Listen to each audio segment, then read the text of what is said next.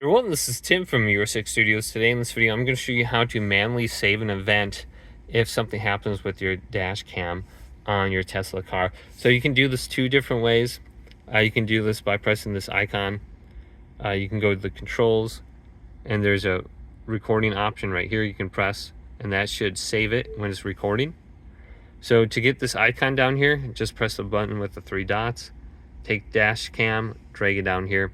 So when you're driving your car, you can just press this button right there and it'll show your different, it'll save your clip.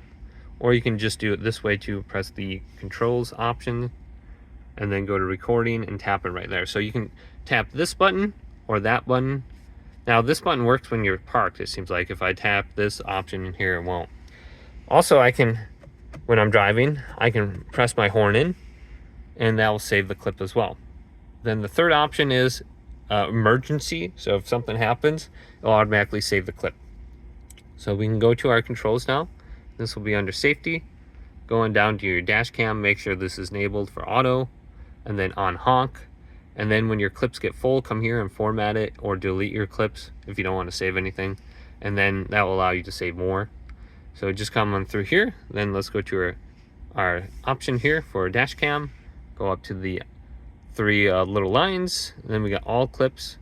So let's go to saved, manual save, and this is what I saved just a few seconds ago. So something happens, tap it, and then you can come back here. Like I had a bunch of deer run across the road in front of me or something like that, and I just tapped it and saved it, and I came back here and watched it. It's kind of cool.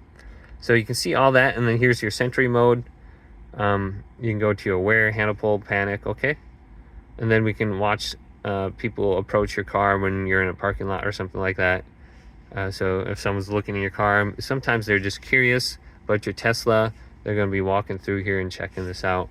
But you can get all the different camera angles down here at the bottom, which is cool.